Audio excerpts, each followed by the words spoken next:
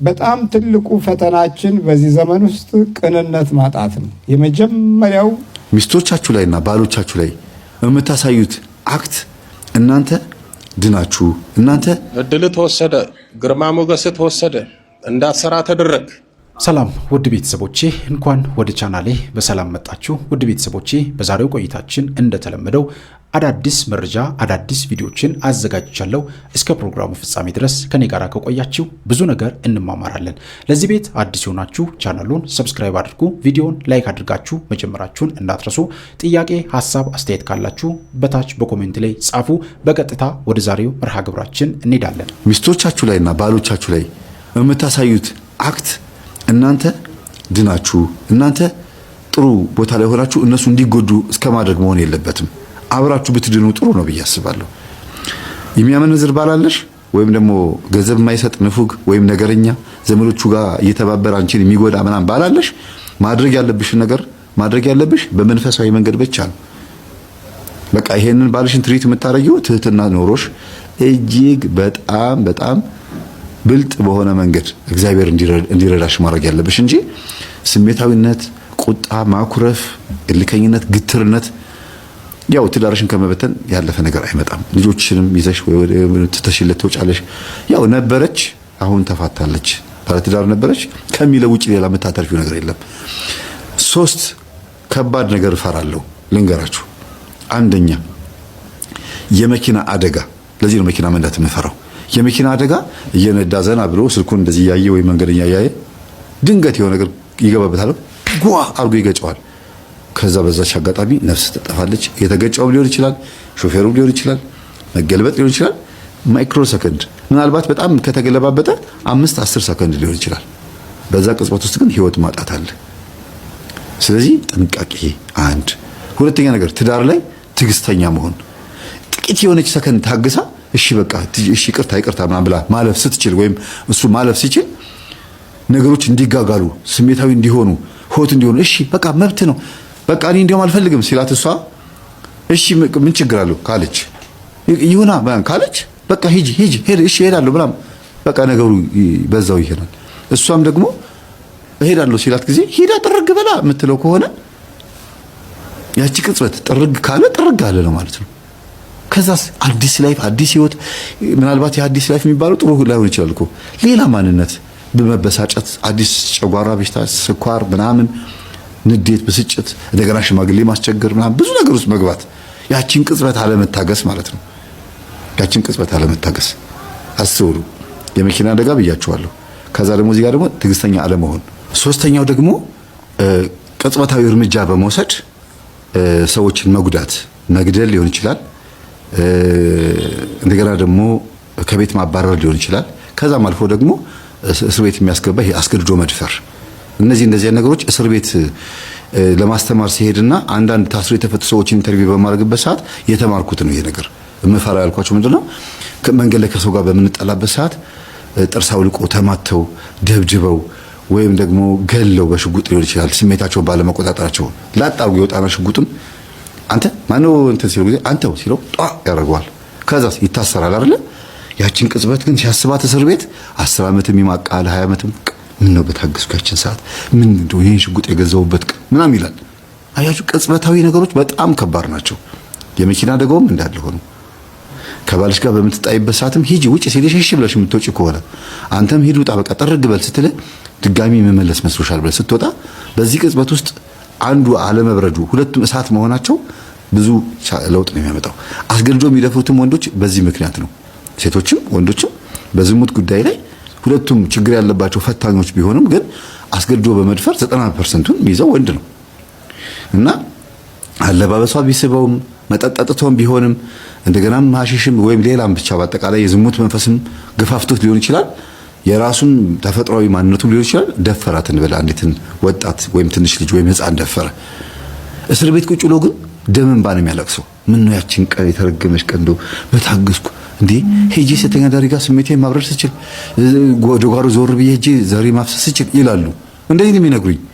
መምህር እኔ እኮ በጣም ከባድ ጸጸት ውስጥ ነው ያለሁት። በጣም እኮ ጨዋ ሰው ነኝ። እኔ የዛን ቀን የዝሙት መንፈስ እንዴት እንደመጣብኝ አላቅም፣ እንዴት እንደፈጸምኩትም አላቅም ነው የሚሉት። በዝሙት በአስገድዶ በመድፈር ጉዳይ በመግደልም ጉዳይ ደግሞ ልክ እንደዚህ ቅድም እንዳልኳችሁ ላጥ አድርጎ ይገለዋል ወይ በጩቤ ይወጋዋል ከዛ ይታሰራል ከዛ ይፈረድበታል በቃ ያቺ ቀን የተረገመች ቀን ትሆንባቸዋለች ምን ነው ዝም ብለውስ ባልፈውስ እቺ ጦሰኞች ሚስቴ እንደዚህ አርጋኝ እቺ እናቴ ከጎረቤት አትስማማ ብሎ ማን ወቃሽ ይሆናል መልሶ ያጣሉትን መተው ሚስጥር የነገሩትን እንዲሆኛለው እኮ አትደርስልኝም አትመታውም እንደዚህ አርገኝ እኮ ብላ የተናገረችው ራሱም ደግሞ ሆን ብሎ በስሜተ ግልፍ ብሎ ደግሞ ሆነም ከሆነ ደግሞ ያንን ትቢቱን እየወቀሰ እስር ቤት ይማቀቃል እነዚህ ሶስት ነገሮች ከባድ ናቸው ቤተሰቦች መታገስ አለብን ትውት ማድረግ መቻል ማለፍ የሚባሉ ሶስት ነገሮችን እንዳትረሱ መተው መቻል ማለፍ በትዳርም በስራ ቦታም በምንም የማይጠቅም ነገር ከሆነ ትውት የሚጠቅም ነገር ሆኖ እንኳን በማለፋችሁ የሚበርድ ከሆነ እሳቱ እናንተ ተሸነፋችሁ እግር ስር ወድቃችሁ ትዳሩ ሚድን የሚበርድ ከሆነ አድርጉት ከዛ በእናንተ ትህትና ውስጥ በእናንተ እግር ስር ወድቃችሁ ይቅር በለኝ ይቅር በላቸው በቃ ይሄ ነገር በዚህ ብቃ ብላችሁ በማለታችሁ ክርስቶስ ከእናንተ ጋር አብሮ ዝቅ ብሏል ነገ እነዛን ሰዎች ህሊናቸውን የሚወቅስ ነገር በህሊናቸው ውስጥ ያናግራቸዋል እነሱን አይ እንጥፋተኛው እኔ ሆኜ እኔው ጥፋት ያጥፍቼ ባሌ እግሬ ስር ይወድቅ ትላለች ራሷ እሺ ምን በድየሽ ነው ምን አጥፍቼ ነው እሺ ካጠፋው ይቅርታ ይላል ካጠፋው ትላለህ እንዴ እመን ጥፋትን ስትለው እሺ አጥፍቻለሁ ይቅርታ ይላል እንደገና ደግሞ እሷም ደግሞ እንደዚሁ እንትን ሲል በቃ የሆነ ከባድ ችግር ውስጥ ሲገቡ ፍርድ ቤት የታረቁ ሰዎችን አጋጥሞኛል ባይኔ ያየሁት ነው የምነግራችሁ ሊካሰሱ ሄደው የፍርድ ቤት መጥሪያ ወረቀት መጥቶ ምናምን ዲቮርስ በቃ ሊፋቱ ምናምን ጫፍ የደረሱ ባልና ሚስቶች ግን እኔ እንዳኔ ጨካኝ ነኝ እኔ እንደዚህ ክፉ ነኝ አንተው እኔን ትከሰኛለህ እኔ አንቺ ትከሽኛለሽ ይባባላሉ ከዛ ያወራሉ ይልቅሳሉ በቃ አሁን ጉዳዩን ፍርድ ቤት ይዞታል እኔና አንቺ ወደ ቤት ሄደን እናወራለን እንስማማለን ቀስ ብለን ደግሞ ይሄን እንሰርዘዋለን ሲባባሉ ዳኞቹ ይሄ ነገር ያዩትና ከተስማማችሁኛ እዚህ ጋር ፋይሉን እናስወግድላችኋለን ይላችኋል ለምን አሁን የሰማሁት ያየሁት ነገር ጥሩ ነገር ምንድነው ፍርድ ቤት ውስጥ ባልና ሚስት በተለይ መዘጋጃ ላይ የሚፋቱ ፍቺ እንዳይበዛ ማስማማቱ ላይ የሚጥሩት በቃ ሲታረቁ አስቢበት በቃ እኔ ባሌን መፍታት የምፈልገው መክሰስ ፈልጋለሁ ሴቶች ጉዳይ ሄዳ ስትል ማስቢበት ብሎ የማሰቢያ ጊዜ ሁሉ የሚሰጣሉ ሴቶችን ሰድበው የሚያባርሩ ሁሉ የሴቶች ጉዳይ የሚሰሩ ሰድበው የሚያባርሩ ሁሉ አሉ ሂጂ እዛ ለጎሄኔ ለገንዘብ አግብተሽ ይሆናል እኮ ተስማሚ እስቲ ሂጂ መጀመሪያ ታረቂ ብለው ያባርሯቸዋል አንዳንዴ ትክክል ነው ከዛ እንኳንም አለችኝ የምትልበት ጊዜ ይመጣል ይሄኔ እውነት አፋተኝ ቢሆን ኖሮ እኮ ይሄን ትዳራጣ ነበር እንኳንም አለችኝ ብለው ያቺ ቀን በመዘግየቷ እርቅ ሊመጣ ይችላል አንዳንዴ በህይወታችሁ ውስጥ ስሜታዊ ሆናችሁ በጣም በቃ ከባድ የሆነ ችግር ውስጥ ሆናችሁ ወደ ፍቺም ወደ ጸብም ሊያደርሳችሁ የሚችል ቦታ ላይ ሆናችሁ የሚያረጋጋ ሰው ሲመጣ ተቀበሉት ምናልባት ያ ነገር የእግዚአብሔር መንፈስ ነው እናንተ የሄዳችሁት በስሜት ነው እኔ ነገርኳችሁ እስር ቤት ያሉት የታሰሩት ሴቶችንም ወንዶችም በቃ ምን አለ በታገስኩኝ እንደው በቃ ቢቀርስ ጥፍት በየብሔርኩስ የሆነ ቦታ እንደው ምን አለ የዛን ቀን ግሬን በሰበረው ይላሉ ያጠፉትን ጥፋት ከምን ነው የሚያነጻጽሩት ያቺን ቅጽበት ከመታገስ ጋር ነው የሚያስቡት እንጂ እሷ እኮ ናት እንደዚህ አይሉም ያቺን የጎዷትን ሴት እንደዚህ አርጋኝ ነው እኔ የታባቷ እንኳንም ወጋዋት እንኳንም ገደልኳት ምናምን አይሉም ያቺን ቀን ይረግሟታል እባካችሁ ይሄን ደጋግሜ የምናገረው ሁላችንም እንድናስብበት ነው ያጠፋነው ነገር ካለ ይቅርበሉን ብሎ ማለት ምንም ችግር የለውም እኔም በሆነ ይኸው እናንተ ማከር ጓደኞቼ ሆናችሁ ቀርባችሁኝ ተቀራርበን በስራም በአገልግሎትም በምንም የትኛውም ቦታ ላይ ያላችሁ ያስቀየምኳችሁ ካላችሁ ይቅርበሉኝ ምንድነው ችግሩ አሁን ይሄን ማለት በአካልም ተገናኝተን ምንድነው ይሄን መባባሉ ችግሩ ለክርስቶስ ስጋና ደም ሲባል ይሄንን ትቢታችንን አዋርደን መርገጥ ምንድነው ችግሩ የኛ ትቢት በልጦብን ስጋው ደግሞ አንሶ ትቢታችን አይሎብን አልታረቅም አይሆንም ምናምን ብለን ስናይል እንደው አንገርም እሱ በመስቀል ላይ ሆኖ እጁን ተወጥሮ የሚያደርጉትን አያውቁምና ይቅር በላቸው ብሎ ቃሉን ይሰጣል ኤሎሄ ላማ ሰበቅታኒ አምላኬ ለምን ተውከኝ ብሎ የኛን መተው የአዳምን ሰዓት መድረስ በእኛ ውስጥ ጮህታችንን እየቃተተ ጮሆልን ከራሱ ጋር አስታረቀን እኛ ማን ስለሆነ ነው እየወጉት እኮ ነው ይቅር በላቸው የሚለው ያንን ደግሞ ሰማዕቱ እስጢፋኖስ ደገመልን ከዛኛም ደግሞ ደግሞ ታዘዝን አርጉት እንዲህ እንደተደረገ ሁሉ እናንተም አርጉ ተባልን በጣም ትልቁ ፈተናችን በዚህ ዘመን ውስጥ ቅንነት ማጣት ነው የመጀመሪያው የእግዚአብሔር ሕዝብ ውርደት ወይም ውድቀት ቅንነት ማጣት ነው። ቅን የሆነ ልብ ላይ ክፉ መንፈስ ብዙ ስራ አይሰራበትም። የመጀመሪያው ትልቁ ንጥቂያ ወይም ትልቁን መንፈሳዊ በረከት እንድናጣ ከሚያደርገው አንዱ ቅንነትን አለማግኘት ነው። ቅንነት ከህይወት ውስጥ አልኖር ሲል የሚኖረው ክፉ ብቻ ይሆናል። ክፉ በብዙ መንገድ እያደናገረህ ትኖራለህ። አንዳንዴ የማትመልሰውን እንድትመልስ እያደረገ እሱ ይመልስልሃል፣ አንተ አትመልስም። በአንተ ባህሪ ያልመለስከውን ሌላው ያኮርፍበታል፣ ይናደድበታል፣ ይበሳጭበታል፣ ሌላው ይታወክበታል። ምክንያቱም አንተ አልመለስክን፣ የሚመልስ ሌላ ኃይል አለ እዚህ አንተ ህይወት ውስጥ። ቅን ያልሆነ መንፈስ ማለት ነው። ቅን ያልሆነ በጎ ነገርን ላንተ የማይመኝ ድምፅህ ውስጥ ገብቶ አብሮ ስራ ይሰራል። ሰላምታዎችን ገልብጦ የስድብ ያደርገዋል። አሁን እንኳን አንዳንዶቹ ሲደውሉ እኮ ቋንቋቸው በጣም ይለወጣል። እንደምናችሁ ደህና ናችሁ ሆይ ብስላቸው ደውለው አፈር አባክ ብላ ድራሽ ይጥፋ ይሉኛል። እየሰማኋቸው ማለት ነው። አሁን ይሄ ምንድነው? ቅን ያልሆነ መንፈስ ውስጣቸው ነበረ። እነሱ ለሰላምታ ነው የደወሉት፣ ግን ድራሽ ይጥፋ የሚለው ደግሞ ሌላ አካል ነው። አሁን እንግዲህ ያልተገነዘብን ቢሆን ለምን እንዴ ትሳደቢያለሽ እንዴ ብሎ ሰው ሊያማርር ይችላል። ግን ሰይጣኑ ስለሆነ የቅንነትን ኃይል ከአንደበቱ እንዲወጣ በበጎ መንፈስ እንድትናገሩ ጥሩ ቃላቶች ከናንተ እንዲወጣ አይፈልግም። ይሄ እንግዲህ አሁን የተገለጠው መንፈስ ጠባያቶቹ ናቸው። ስለዚህ በአኗኗራችን ውስጥ እንዲህ አይነት የመናፍስት አደጋ በበዛበት ጊዜና ሰዓትን ቅንነትን እንድናጣ ከሚፋለመን በጎ ነገርን ከህይወታችን እንድናጣ ከሚያደርገን አንዱ እና ትልቁ ነገር ነው። በእግዚአብሔር በማደሪያው ቦታ ላይ ታዲያ ለማደር የሚፈልጉ ሁሉ የመጀመሪያው የሚያጡት ይህንን ቅንነት ነው። በእግዚአብሔር አምላክ ቤትም እንኖራለን ወይም እናገለግላለን ብለን ስንታገል እንድናጣ ከምንደረግበት ክፍል ውስጥ ዋናው ቅንነት ነው። መተን አስቀድሰን ተቀድሰን እንሄዳለን የምንለውም ሰዎች ቅንነትን እናጣለን። ያ ቅንነት ጠፋ ማለት ደግሞ መናፍስቱ ኑሯችንን ይለማመደዋል፣ እድላችንን ይለማመደዋል። ከዛ እቅዳችንና ፕሮግራሞቻችንም ውስጥ ዘልቆ ይገባል። ለምን? የቅንነት ባህሪያቶች የእግዚአብሔር መንፈስ ከሚኖርበት እና ህይወታችንን ከሚመራበት ክፍል ውስጥ ዋነኛው ክፍል ስለሆነ ማለት ነው። እና የቅንነት ቦታዎች እንነጠቃለን። ስለዚህ ይሄ ቅን የሆነ መንገድ ሲጠፋን ደግሞ በቅንነት ምትክ የሚገባውና የሚኖረው ጠብ ነው። ከሜዳ ተነስቶ መጣላት፣ ከሜዳ ተነስቶ መጨቃጨቅ፣ ከሜዳ ተነስቶ ጠበኛ መሆን፣ ምንም በማይመለከታቸው ነገሮች ውስጥ ምንም ባልተረዱት ነገሮች ውስጥ ወሳኝ ሰው መሆን፣ እልህኛ መሆን፣ ክፉ መሆን፣ በጎ ነገርን ፍጹም መጥላት፣ እነዚህ ሁሉ በቅንነት ውስጥ የነበረውን በረከት የሚያጡ ሰዎች ምልክት ነው። ቅን መሆን ካልቻል በእግዚአብሔር የማደሪያው ስፍራ ላይ የመኖር እድላችን ፈተና የበዛበት ይሆናል።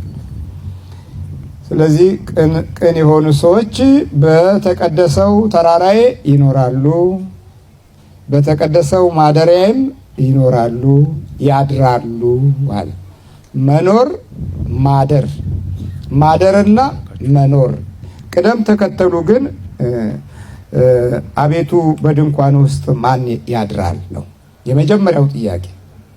በምን ውስጥ ማን ያድራል? በድንኳንህ ውስጥ። ታቦተ ጽዮን በነበረችበት የማደሪያው ድንኳን ውስጥ ማን ያድራል?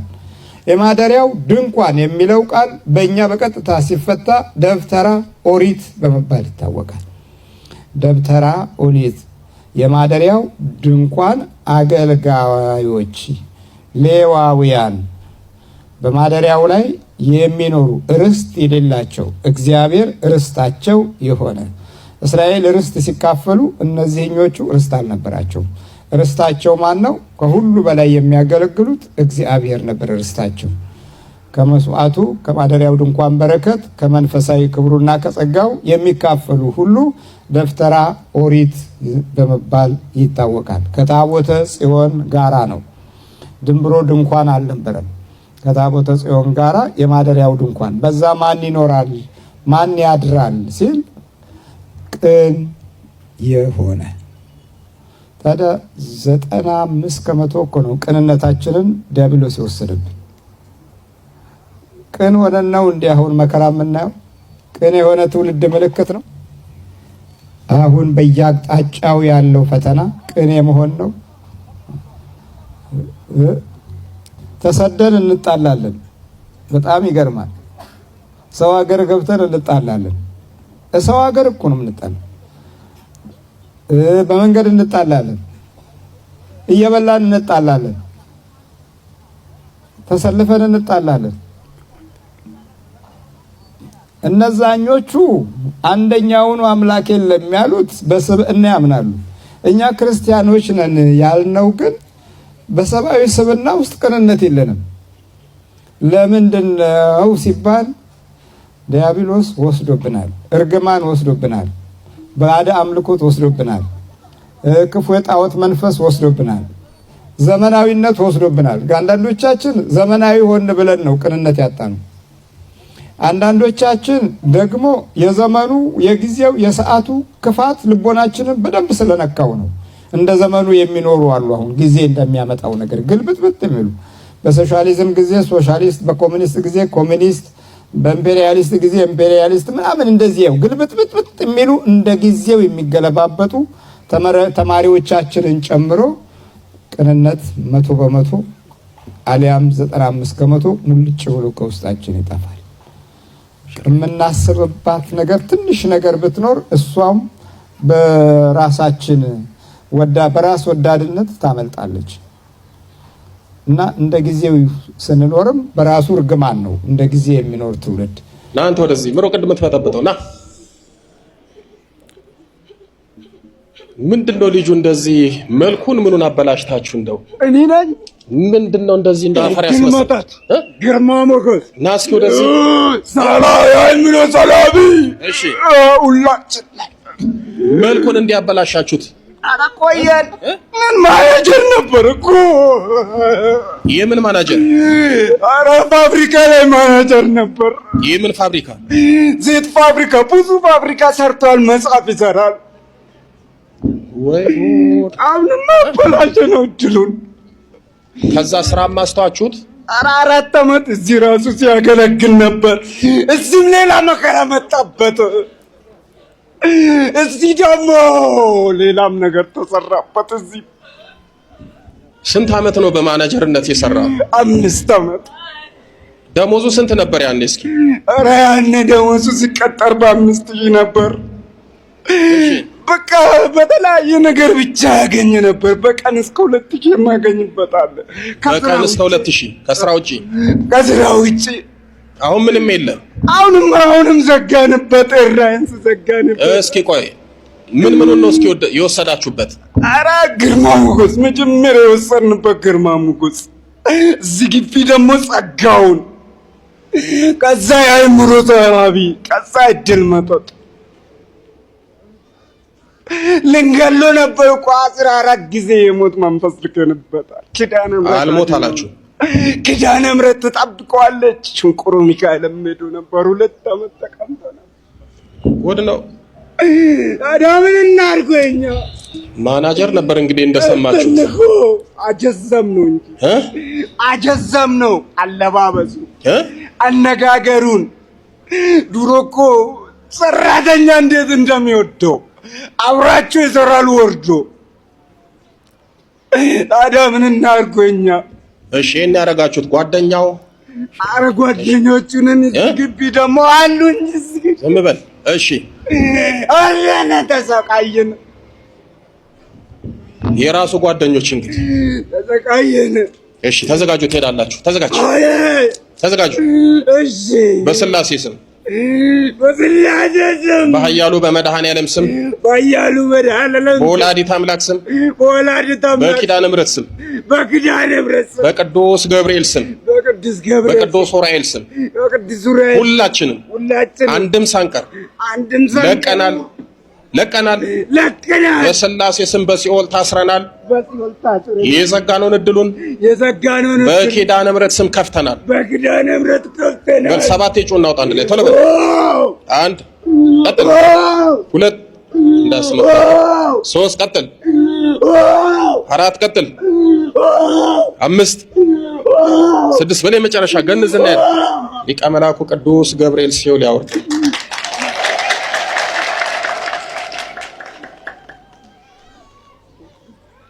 ናስኪ ወይ ማናጀር ስም ማን ነው? ተክለ ዮሐንስ። የዘይት ፋብሪካ ማናጀር ነበርክ? አዎ ብዙ ቦታ ውሃ ፋብሪካ ላይ፣ ዘይት ፋብሪካ ላይ፣ ሌላም ቦታ ሰርቼ። በምን ለቀ ወጣ? አይ በቃ ዝም ብሎ ነው የሚጣሉኝ። ዝም ብሎ በቃ ባለቤቱ ደብዳቤ ጻፈልኝ። ዝም ብሎ እዛ ሁሉም ነገር ተበለሻሸ። በቃ ተወኩት። የዛን ጊዜ በቃ አስጠላኝ። ወደ ጻባለ እድል ተወሰደ፣ ግርማ ሞገስ ተወሰደ፣ እንዳትሰራ ተደረግ። በቀን እስከ 2000 ብር ታገኝ ነበር። አዎ ትሬኒንግ እሰጣለሁ እየሄድኩ። ጭራሽ እንደውም ለሰው ትሬኒንግ ትሰጣለህ? ለሰራተኛ? አዎ መጽሐፍ ምናምንም ሰራለሁ፣ የድርጅቶች መጽሐፍ። አሁን ታዲያ እንደው እግዚአብሔር ይፈርዳል አይፈርድም? በነገራችን ላይ እኮ እንደ ሀገርም እንደ ሕዝብም አሁን እኮ መከራ ውስጥ እኮ የገባ ነው በእንደዚህ አይነት ስራ ነው። ሰው ላይ የሚደረገው ግፍ እግዚአብሔር ፊት ይጮሃል። ሰው ህይወቱ እየተበላሸ እግዚአብሔር ያስተካክልልናል? የእንደዚህ አይነት ምስኪኖች አምላክ ይፈርዳል። እግዚአብሔር ወደ ስራ ወደ ህይወት ይመልስ በሉት። በጣም ያሳዝናል በእውነት። መብራንን አመስግኑለት። እግዚአብሔር በልተው ጠጥተው ደስ ከሚላቸው ሰዎች ይልቅ በሐዘን በረሃብ ራሳቸውን ዝቅ አድርገው በሚያዝኑ ሰዎች ደስ ይለዋል። በልተው ጠጥተው ደስ ከሚላቸው ሰዎች ጋር አይውልም አያድርም እግዚአብሔር። እንደዚህ አይነት ሰዎችን ንጉሥ ቢሆኑ ሽሯቸው፣ ስልጣን ቢኖራቸው ሽሯቸው፣ ባለጸግነት ቢኖራቸው አጥፍቶባቸው አይተነዋል በቅጽበት። በትንቢተ ዳንኤል ምዕራፍ 5 በአንድ ሌሊት የተሻረ ንጉሥ ታውቃላችሁ? የባቢሎን ንጉሥ። ባቢሎን ለአንድ ክፍለ ዘመን ምድርን የገዛ ታላቅ ስርወ መንግስት የነበራት ሀገር ናት። በአንድ ወቅት ላቆመችው የእንጨት ጣዖት ፍጥረት ሁሉ የሚሰግድላት የሚንበረከክላት ነበረች። ላነገሰችው ንጉሥ 1000 ዓመት ንገስ ብሎ የማይነግስ የማይሰግድ ማንም አልነበረም በምድር።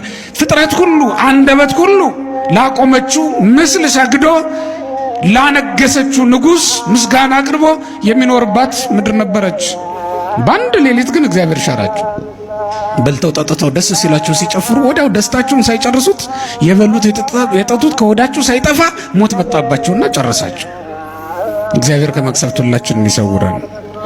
ያን ጊዜ ተሰውረው ያለቅሱ የነበሩት እስራኤላውያን በባርነት ወድቀው ይኖሩ የነበሩ እስራኤልን ግን እግዚአብሔር ወዲያውኑ ጎበኛቸው። በዚያች ሌሊት ለእስራኤል መዳን ሆነላቸው፣ ለአሕዛብ ሞት መጣባቸው። ወገኖቼ ደስታችንን በልክ እናድርገው እንጂ ምንድነው በልቶ ጠጥቶ ያለ ልክ መደሰት መጨፈር? ምንድነው ኃጢአት እየሰሩ በመጣ ገንዘብ በተሰበሰበ ገንዘብ ሰርቆ ቀምጦ ባመጡት ገንዘብ ሆድን መሙላት ደረትን ማቅላት? ምንድነው እሱ? ለአንድ ክርስቲያን ይሄ ይገባዋል? ይሄ ይስማማዋል? እግዚአብሔር እኮ ዝም አይልም። ይልቁንም ወደ ልባችን ተመልሰን ከልባችን ጋር ተማክረን በእንባ በጾም በጸሎት እግዚአብሔርን መለመን ይገባን፣ መፈለግ። አሁን እግዚአብሔር ወዴት ነው ቢሉን ወዴት እናሳያለን? ጸሎታችንን ሰምቶ ጉዳያችንን ሲፈጽምልን አሕዛብ አይተው አምላክ ማይ ክርስቲያኖች ነው እንዲሉን እምነታችንን አይቶ ደዌያችንን ሲፈውሰን ችግራችንን ሲያረቅልን አይተው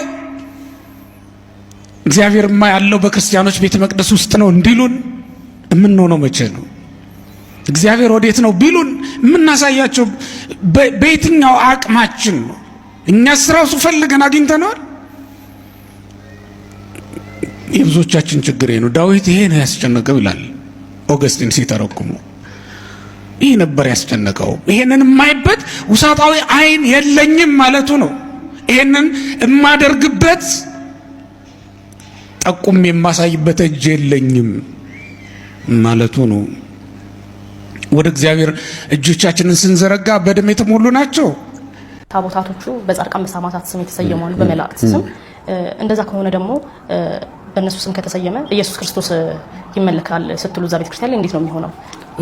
በጣም ጥሩ ነው። እኔ አሁን ብዙ ጊዜ የእግዚአብሔርን ክብር በምንድን ነው የምንገልጠው? የራሱ ክርስቶስን ክብር ቅዱስ ዳዊት አእምሩ ከመተሰበሃ እግዚአብሔር በጻድቁ ይላል መዝሙር 4 ቁጥር 3 ላይ እግዚአብሔር በቅዱሳኑ እንደተመሰገነ እንደታወቀ እወቁ ይላል። እኔ ዝም ብዬ ተራ ምሳሌ ሊሆን ይችላል። ኢትዮጵያን በዓለም መድረክ ያስተዋወቁ ሰዎች አሉ። ለምሳሌ በኦሎምፒኩ መድረክ እነ ደራርቱ ሮጠው የኢትዮጵያን ሰንደቅ ከፍ አድርገዋል። በዚህም የተነሳ ደራርቱ አደባባይ የሚባል አለ አዲስ አበባ ውስጥ እና ኃይለ ገብረስላሴ ኢትዮጵያን በዓለም መድረክ በኦሎምፒኩ አሳይቷል። በዚህ የተነሳ ኃይለ ገብረስላሴ ጎዳና የሚባል ይገባቸዋል። ሀገሪቷን ማሳየት በሚገባቸው ልክ ስላሳዩ በበጎ ሐውልት የተሰራላቸው ሰዎች አሉ። በበጎ ትልልቅ ስራ የሰሩ ሰዎች ይታያሉ። ምን ይሄ መንገድ ማን ነው ብሎ ኃይለ ገብረስላሴ ጎዳና ነው ሊል ይችላል። ኃይለ ገብረስላሴ ማን ነው? በማራቶኑ በ10000 ሜትሩ በዚህ ለኢትዮጵያ ይሄን ያደረገ ነው። የሀገሪቷን ሰንደቅ ዓላማ ከፍ ያደረገ ነው። መታሰቢያ ሆኖለት ይቀመጣል። ቅዱሳን በአንድ ሀገር አይደለም፣ በአንድ ከተማ አይደለም፣ በዓለም ነው ክርስቶስን ከፍ ያደረጉት። ለምሳሌ እንውሰድ። ከጳውሎስና ከጴጥሮስ በላይ ክርስቶስን የሰበከ ማን አለ? አንገታቸው ጳውሎስ እኮ የመጨረሻ መደምደሚያው እኮ አንገቱን ነው የሰጠው ለክርስቶስ። በቃል ሰብኮ፣ በኑሮ ሰብኮ፣ በእምነት ሰብኮ፣ በፍቅር ሰብኮ፣ በንጽህና ሰብኮ ይሄ አልበቃውም። በደም ሰብኮታል ክርስቶስን። ቅዱስ ጴጥሮስ በእነዚህ ሁሉ ሰብኮ ቁልቁል ተሰቅሏል። ብርሃናተ ዓለም ጳውሎስ ወጴጥሮስ ቤተክርስቲያን ይባላል። ምንድናቸው እነሱ? ክርስቶስን የሰበኩ። መጽሐፍ ቅዱስ ምን ይላል? ጻድቃን በአባታቸው መንግስት እንደ ፀሐይ ያበራሉ ይላል። የአባታቸው መንግስት እንተ በምድር ሰራዊያ የተባለችው በምድር ላይ ያለች እግዚአብሔር መንግስት ቤተክርስቲያን ናት። በቤተ ክርስቲያን እንደ ፀሐይ ያበራሉ ጻድቃን፣ ክብራቸው ከፍ ተደርጎ ይነገራል፣ ይገለጣል። ስለዚህ ክርስቶስን የሰበኩ ክርስቶስ ስለ ጻድቃን አይደለም። አንዲት ሴት ሄዳ የክርስቶስ እግር ስር ወርቃ አልቅሳ የ300 ዲናር ሽቱ ሰብራ እግሩ ስር አርከፍክፋ ምን ብሎ ነው ክርስቶስ ተናገረላት? የኔ ወንጌል በተሰበከ ቦታ ሁሉ የዚች ሴት ስም ለመታሰቢያ ያነሳላል። ምን ስላፈሰሰች? ሽቱ። ታዲያ ደማቸውን ያፈሰሱና አርሴማ ስማቸው ብነሳ ለምን ይከፋል ሰው? ሽቱ ያፈሰሰችው የኔ ወንጌል በተነገረበት ቦታ ስሟ ይነሳል ከተባለ ደሟን ያፈሰሰችው አርሴማ፣ ደሙን ያፈሰሰው ቅዱስ ጊዮርጊስ ለክርስቶስ ሰው ብነሳ ምንድነው? ክርስቶስን አይሸፍኑም ቅዱሳን። አሁን ትልቁ ችግር እሱ ነው። ያ ቤተክርስቲያን አሁን ሰዎች መታሰቢያና ማምለክ ይለያያል። ማሰብ ሌላ ነው፣ ማምለክ ሌላ ነው። መናፍቃኑ ቀላቅለው ነው የሚያቀርቡት ለመመኑ። ለምሳሌ ብርሃናተ ዓለም ጳውሎስ ወጴጥሮስ ቤተክርስቲያን ብዬሻለሁ። ቤቱ የክርስቶስ ነው። እዛ የጳውሎስ ስጋ የለም፣ እዛ የጴጥሮስ ስጋ የለም። ያለው የክርስቶስ ስጋና ደም ነው። እዛ ያለው ቅዳሴ ላይ የምነሳው ኢየሱስ ክርስቶስ ነው። እዛ ቤት የምንመለከው ክርስቶስ ብቻ ነው። የምንሰግድለት የምናመልከው ክርስቶስ ነው።